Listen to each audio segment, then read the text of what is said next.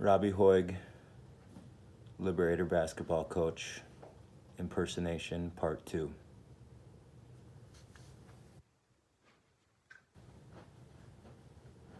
All right, now when we get this ball swung back, you got to get the seal right now, right away, before we get the ball back. Who am I kidding? You guys know all this stuff. We've gone over the X's and O's time and time again. You guys know all this stuff. What I want to do right now, I want to revisit a practice early on in this season. What I felt like was a turning point for you guys. Now that day I had to yell at you a little bit. Maybe even scream and yell. Scream and yell, act a little bit like a lunatic. People outside this locker room, they might look at that and they say, Coach Hoegh is being too hard. He's being too hard on those kids. They're just kids. They can't handle it. But you know what I saw that day? I saw you guys go out there and compete. You know what I saw that day? I saw this group of not kids, of young men grow up. I saw 70% commitment. Yeah, I think I want to work a little bit this year.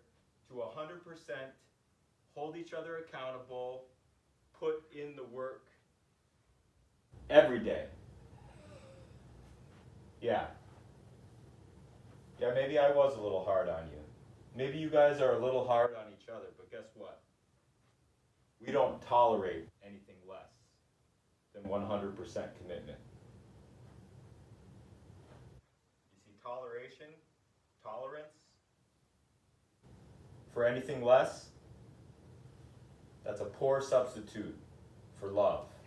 And we care too much about each other to not hold each other accountable and put in the work. But I do feel like I was wrong that day. I gotta admit.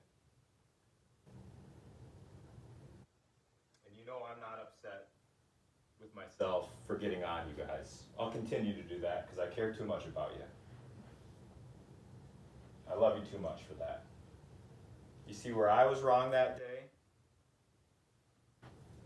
is what I thought you would see in each other this very day on this very court. I thought Barry would look Sloth in the eyes and see somebody who's put in the work. And he has. You all have. But that's not what you're going to see today. You see, I thought you guys would look each other in the eyes and say, we put in the work. We could very well be champions. We might find ourselves as champions. And that may be true. That may be factually correct. But that's missing the greater truth. That's missing the greater truth. You see, the victory has already been won. People outside this locker room right now, outside these four walls, they may look at that as complacency. They may be saying to themselves, this is our defining moment. We're going to go out on that court and find out who we really are today.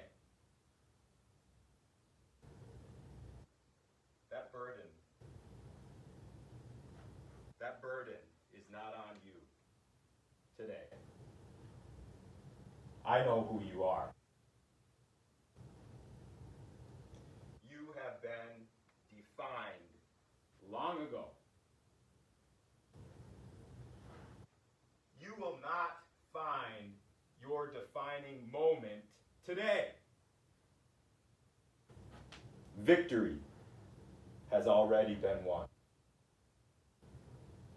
Victory has already been won. Inside this locker room, this is not complacency. This is freedom. You're going to see two things when you go out on the court today. And two things only. Yeah, you've put in the work. Yeah, you may, in fact, become Missouri State champions. But you're going to see none of that when you're out in the court today.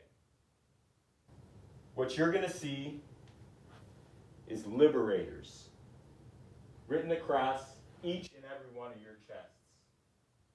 And you're going to look in each other's eyes at somebody who's put in the work, but you're not going to see that. You're going to see teammate.